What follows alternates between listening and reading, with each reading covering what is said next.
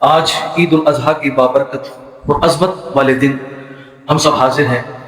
آج کے دن اللہ تبارک و تعالیٰ کو اہل ایمان کا وہ عمل کہ جو قربانی کی صورت کے اندر ادا کیا جاتا ہے، اللہ پاک کے نزدیک اس عمل سے زیادہ کوئی عمل پیارا نہیں۔ تو آج جہاں اس دن کا تعلق قربانی کے ساتھ جڑا ہوا ہے، وہیں آج کا دن اللہ رب العزت کی بڑائی کو بیان کرنے کا دن ہے۔ اللہ اکبر لا الہ الا اللہ واللہ اکبر وللہ الحمد۔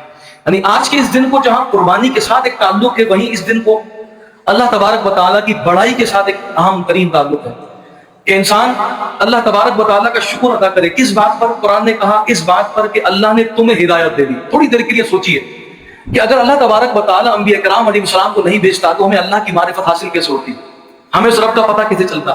تو قرآن مجید فرقان حمید میں دیکھیے ہمیں بیان کیا جا رہا ہے اس دن کی اہمیت۔ جہاں قربانی کے ساتھ ایک بڑا تعلق ہے، وہیں اس دن کی اہمیت یہ ہے کہ یہ دن اللہ کی بڑائی بیان کرنے کا بھی ہے۔ اس سے رسول بھیجے تو ہمیں رب کی پہچان ہوئی، رسول اللہ صلی اللہ علیہ وسلم کی معرفت ہوئی۔ اس نے رسول اگر وہ نہیں بھیجتا تو بتائیے ہمیں پتہ کیسے چلتا کہ ہم رب تک کس ذریعے سے پہنچیں گے؟ ہمیں رب العالمین کی جو رضا ہے، اس کی جو حصول کی جو اس کی واقفیت ہے، وہ ہوتی کیسے؟ اگر رسولوں کو اللہ نہ بھیجتا تو اس نے رسولوں کو بھیج کر ہم پر احسان کیا اور پھر اس بات کو بیان کر دیا گیا کہ یہ دن تمہارے لیے اللہ کی بڑائی بیان کرنے کے ہیں، تو کہ تم اللہ تبارک و تعالیٰ کی بڑائی بیان کرو۔ تو آپ دیکھیں اللہ تبارک و تعالیٰ نے ان دنوں کو اپنی کبریائی کے ساتھ بھی جوڑا ہے۔ دیکھیں اللہ رب العزت نے قرآن مجید فرقان حمید کو جب نازل کیا نا، تو یہ تھے شب قدر کی راتیں، ماہ رمضان کی آخری راتیں۔ یعنی اگر میں یوں کہوں تو غلط نہیں کہ جب نزول قرآن شروع ہوا اس موقع پر بھی اللہ نے عید ادا کی، اور وہ کون سی عید تھی؟ وہ چھوٹی عید۔ اور پھر ساتھ ساتھ جب قرآن کی تکمیل ہوئی عید سے ایک دن پہلے، یعنی گزشتہ کل کون سی ذو الحجہ تھی؟ سب جانتے ہیں 9 ذو الحجہ۔ یہ 9 ذو الحجہ ہے کہ جس دن حضور علیہ السلام نے حجۃ الوداع دیا، اور اسی دن میں قرآن کی تکمیل ہوئی۔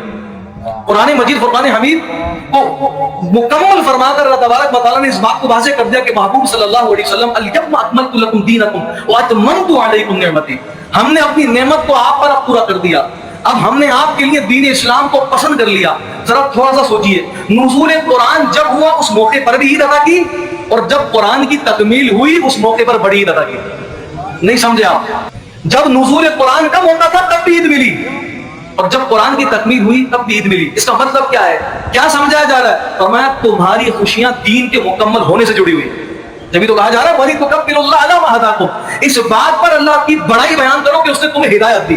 ہماری چھوٹی عید یہ خوشی بھی قرآن سے، دین سے جڑی ہوئی، اور ہماری بڑی عید کی خوشیاں بھی اللہ نے قرآن سے جوڑی۔